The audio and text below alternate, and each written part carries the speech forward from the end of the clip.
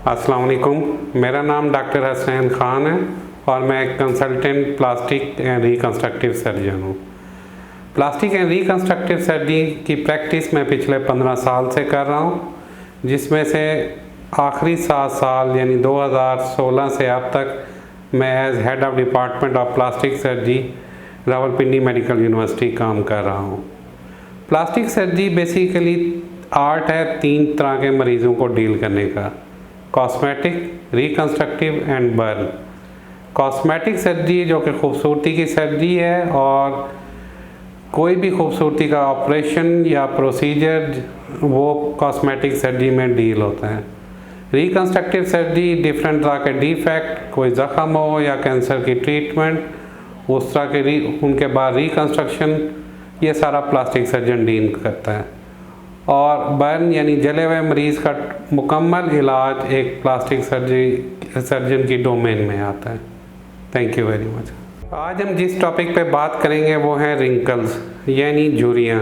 झुर्रियाँ चेहरे पे भी नज़र आती हैं और हाथों और पूरे जिस्म पे भी नज़र आती हैं। सबसे पहले तो हमें यह देखना होगा कि झुर्रियों या रिंकल्स की वजह क्या है।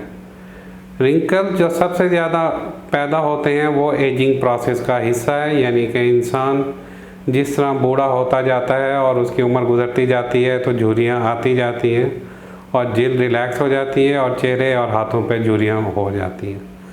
कुछ लोगों में ये रिंकल्स अर्ली डेवलप हो जाते हैं। उसकी ख़ास वजह पानी की कमी, अगर इंसान कोई पानी कम इस्तेमाल करता है, या नमकियात की कमी उस वजह से हो सकती है। इसी तरह कुछ लोगों की स्लीपिंग हैबिट्स डिस्टर्ब होंगी या स्ट्रेस में होंगे तो झुर्रियाँ अर्ली डेवलप हो जाती हैं। कुछ पेशेंट में फैमिली टेंडेंसी भी होती है, पैदाइशी तौर पे जीन्स में उनके होता है कि उनकी झुर्रियाँ अर्ली आ जाएँ। तो ये तो मुख्तसर सी वजूहात थी कि झुर्रियाँ होती क्यों हैं। अब दुनिया में कोई भी ऐसा इलाज नहीं है जो रिंकल्स को परमानेंटली ख़त्म कर सके, क्योंकि एजिंग प्रोसेस या बुढ़ापे का अमल तो हर इंसान पे आना है। हाँ, ये जो रिंकल्स हैं इनको रिवर्स किया जा सकता है। उसके मुख्तलिफ़ तरीके हैं।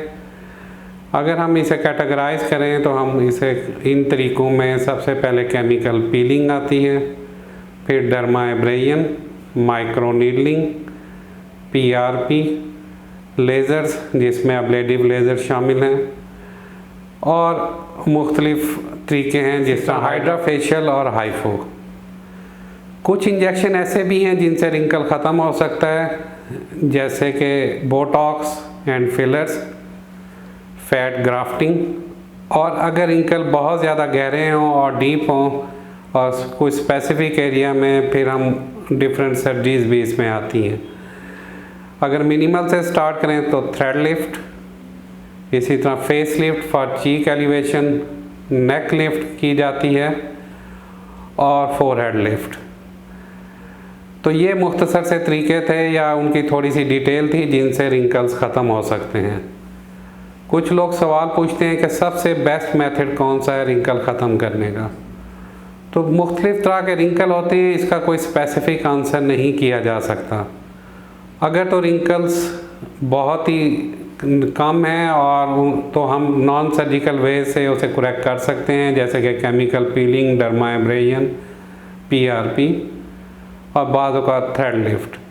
लेकिन बाज़ औक़ात रिंकल गहरे होते हैं और हमें फिलर्स का इस्तेमाल करना पड़ता है, बोटॉक्स का करना पड़ता है और सर्जरी की तरफ जाना पड़ता है।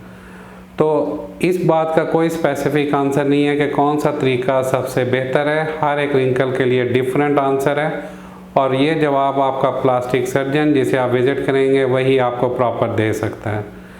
तो अगर आपका इस बारे में कोई क्वेश्चन है तो हमें व्हाट्सएप पे दिए गए नंबर जो नीचे है उस पर कर सकते हैं रब्ता, या ईमेल एड्रेस पे रब्ता कर लें और हमसे कांटेक्ट कर सकते हैं, और हमारी ओपिनियन लेने के लिए हमें विज़िट भी कर सकते हैं। Thank you very much.